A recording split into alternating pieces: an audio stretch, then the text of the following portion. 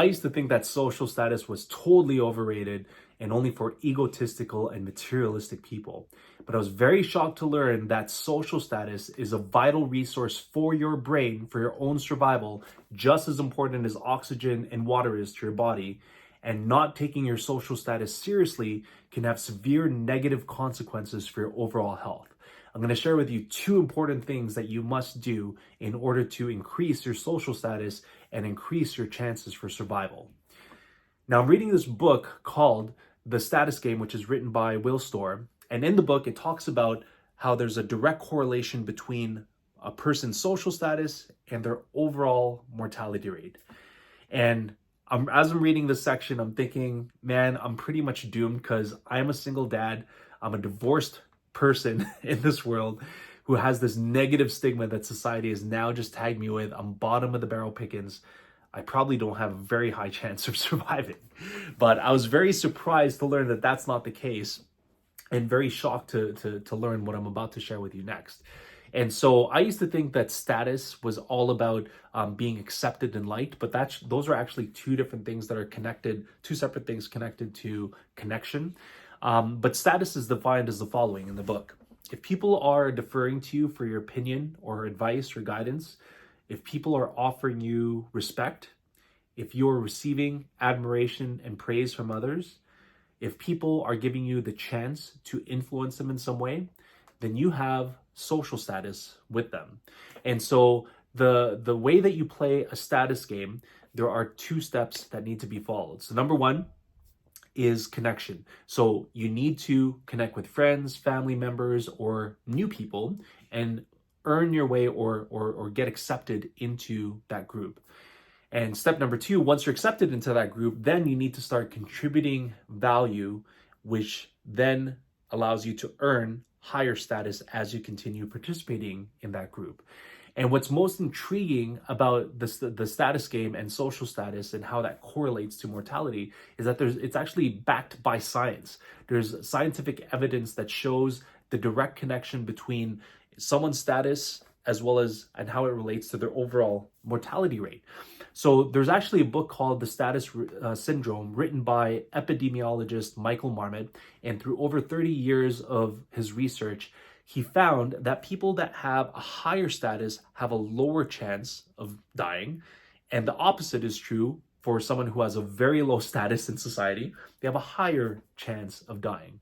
It's been proven across many different models, different countries, different groups that he's researched. And what's even more intriguing is that there's also a direct correlation towards mortality with someone's ability to connect and the amount of connections that someone has. So a lot of psychologists have also found evidence that the more deep connections, authentic connections that someone has, the higher of a chance they have for survival versus someone who doesn't have many connections. They have a high mortality rate. And so when you look at those two things together, you think about how in society nowadays, there's a lot of people that want to be isolated, that want to stay isolated. I know when I went through my divorce, I just didn't want to be around people. And, for a period of time, that's kind of helpful. It helps you think through things and go through your own healing process. But doing it for a very long period of time is actually detrimental for your health. And it was only when I started connecting with people, started hanging out with my now group of friends, my new tribe, that I started to thrive again. And so the evidence is absolutely true. You need to connect with people in order to increase your chances of survival.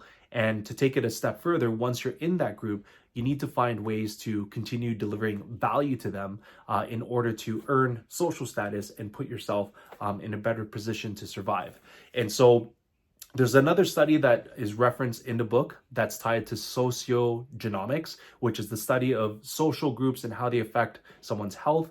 And so if you're not doing very well in the status game and you don't have high social status, you essentially enter in some sort of survival mode where your genes trigger higher inflammation rates, which essentially prepares you for any potential injuries that you might encounter. And this is true to our nature being a human species on this planet. And so higher inflammation kicks up, and then also lower antiviral responses just to save on resources. And so if you isolate yourself and you choose not to participate in these status games or to connect with people, your body essentially goes into this mode.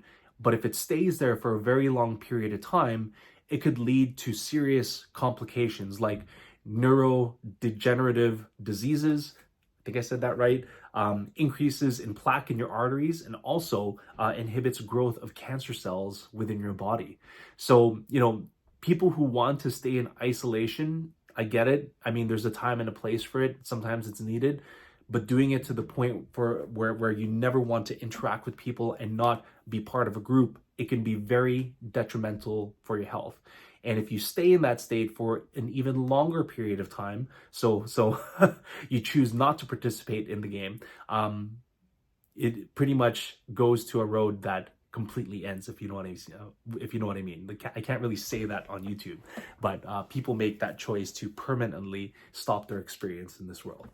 So very important to stay connected with people, and also when you're in that group, find ways that you can provide value. So just as an example, when I started hanging out with my new tribe, we created a tradition where we go hiking and we have a potluck at the end of the hike, and we all love food. So, it's a group where we have commonalities. We love the outdoors. We love to stay in shape, but we also like to eat, and we like to eat different types of food and lots of food.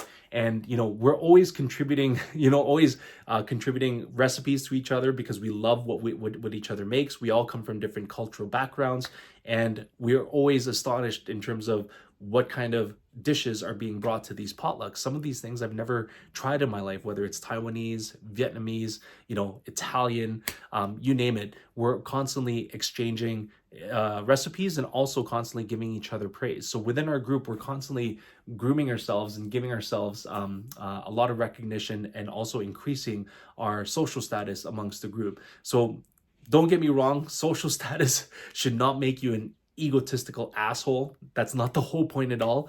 But status is really about providing value to a group. So to help you increase your social status, there are two very important things that you must start doing. And if it's not obvious already, step number one, you need to connect with people. It's vital to your survival.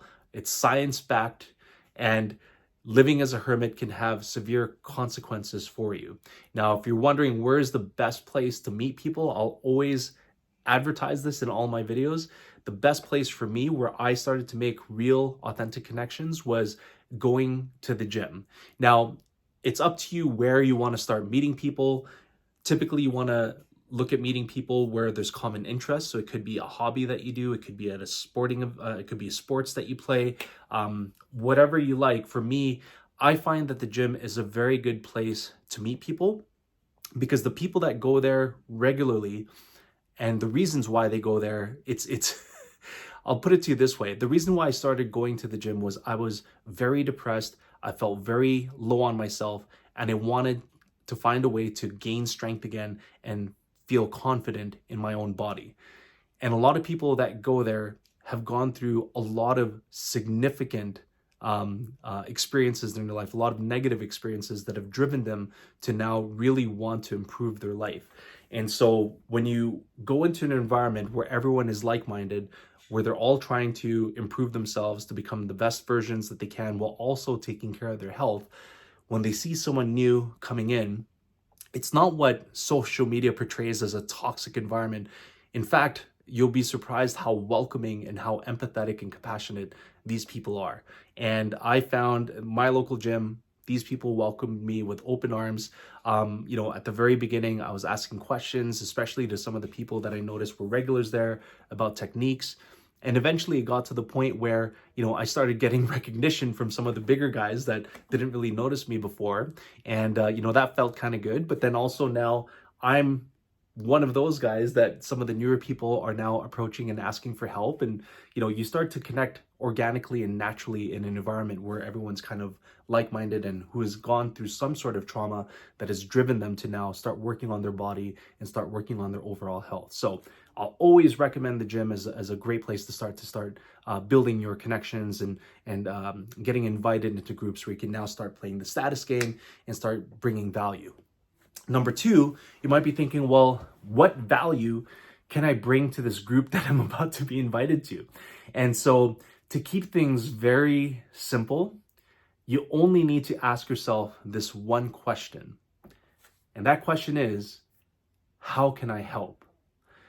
Sometimes we overthink the value that we can bring has to be something materialistic or something extravagant that's going to wow the person. But value can come in the form of you just listening to someone who has nobody else to talk to. Value can come in the form of you maybe having a truck and someone needing some help to move some stuff around.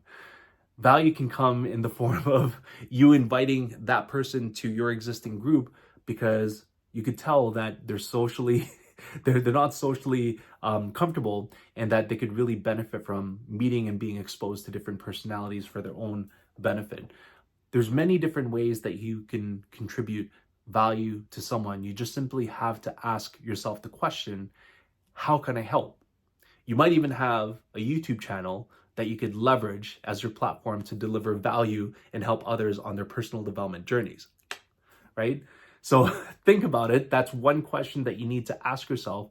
How can I help the people in the group that I'm with? And give it to them. That's it. And as you contribute to the group, as you help others, not only will your social status grow, but others within that group will also be more inclined to help you as well, which will also help them increase their own social status. And now you're playing the status game in the best way possible.